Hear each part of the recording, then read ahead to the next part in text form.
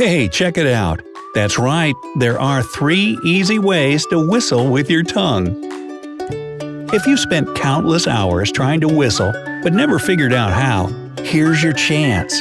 There are lots of different ways to set your tongue, lips, and fingers to whistle. Then you can make a mundane task more interesting, pass the time, and impress others, or maybe even hail a cab. Keep watching to learn how to use your tongue to create the sharp and vibrant whistle you've been dreaming of. And don't forget to click the subscribe button and turn on notifications to join us on the bright side of life. Now, are you the only person in the world who can't whistle? There aren't a lot of formal statistics to show the number of people in the world who can whistle, but an informal poll found that 67% of people asked said they couldn't whistle or couldn't whistle very well. Many non-whistlers think that whistling will always be an impossible task for them, a feat that is simply beyond their capabilities. And so, they stop trying. They might attribute this inability to genetics, the shape of their mouth, the shape of their lips, or the width of their tongue. For those who can whistle, it opens up an entire world. People whistle in all sorts of situations – at work to get through a boring task, to recreate a bird song, to hail a cab, while taking a walk, to train animals, or to express displeasure at spectator sports. Some people whistle while they perform on stage, and there are even whistling competitions. So how can you be one of them? Good news! The general consensus is that almost anyone can whistle if they follow the right technique and use the proper form. Here's method number 1. Begin by slightly puckering your lips. A good trick is to exclaim "ooh" and keep your lips in the position they're in at the end of the exclamation. Move your tongue toward the roof of your mouth and set the tip of your tongue against your 2 front teeth, like this, and then blow air out. Doing this will create a high-pitched sound. The sound will vary according to how much air you blow out. The stronger you blow, the higher the pitch. Now try experimenting by placing your entire tongue against the roof of your mouth or just the tip. Remember that the tip of your tongue should always stay against your 2 front teeth, and your lips should be puckered throughout the entire process. Some people get better results by placing their full tongue against the roof of their mouth and widening it so it touches the molars on both sides and no air touches the top of their tongue. If you master this, you can try smiling while whistling, and you'll achieve different tones. Method 2. Pull back your lips against your teeth. You should look like a smiling baby with just gums. You can use your fingers to ensure that your teeth are fully covered. You can also use a mirror to double-check that your mouth looks like it should. Your tongue should be wide and flat near your bottom teeth, but don't let the tip of your tongue touch your bottom teeth. Then blow air out and direct it at your lower teeth. The whistle this form produces should be very loud.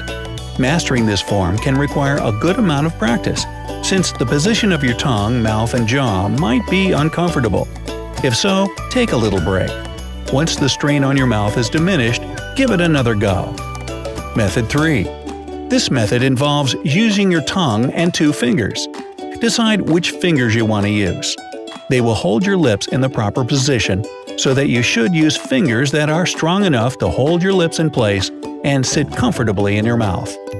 Some finger combinations include both index fingers, middle fingers, or pinky fingers. But for many, the easiest choice is the thumb and index finger of your right hand. Start by touching the tips of your tongue and index fingers loosely. There's no need to press them too tightly. Then stick out your tongue, curl it upwards, and place the tip of your joined fingers underneath the tip of your tongue. Holding that position, bring your tongue and fingers back inside your mouth right behind your bottom teeth. Wrap your lips tightly around your fingers so that the air enters and leaves your mouth only through a small hole in the middle. Now blow out. This technique is perfect for hailing a cab or making a loud sound. Experiment with different fingers till one of them does the trick. Bonus: puckering method. Well, if none of those techniques are working for you, you can always try the puckering method of whistling, which is the most common for whistling a song. This method simply involves puckering your lips, letting your tongue become relaxed inside your mouth, and then blowing out air. It's important to blow the right amount of air. If you blow too much, you won't hear a single sound coming from your mouth. The key is to be delicate about it. A tiny amount of air blown out should produce a clearly defined whistle. If you've tried these techniques and given it your all and still can't do it, it could be attributed to an underlying medical condition. Whistling involves a muscle sphincter in your throat called the velopharynx. To produce a proper whistling sound, the velopharynx needs to close off completely. Oral resonance, as opposed to nasal resonance, is achieved by the closure of this muscle. If it can't close properly, you might find it very difficult to whistle. Signs of a velopharynx insufficiency are a cleft palate, hypernasal voice, and weak throat muscles. If you don't suffer from this condition but have a hard time whistling, you can experiment with a few things. Try these tricks. Wet your lips. Just moisten your lips with your tongue and try practicing that way. Your lips don't need to be drenched with saliva. Doing this might give you the results you're hoping for. Say the number 2 to get the right pucker. If you don't know how big or small your pucker should be, which of course is the pucker factor here, try saying the number 2. Then freeze your lips in that position, which is the right pucker size for whistling. Suck the air in instead of out. This trick can work wonders for people who find it easier to whistle by bringing air into their mouths instead of the more common way. The only downside of this trick is that it can be hard to whistle an entire song this way, since pulling the air in is slower than blowing it out. But it's a great technique if you just want to whistle once or twice to get someone's attention. Adjust your tongue. Now, the height of your tongue can be a make or break factor for whistling. You might be great at whistling with your tongue set at a low height, or you might need to move your tongue farther up to produce a whistle. Adjusting the height of your tongue is also great for getting different tones.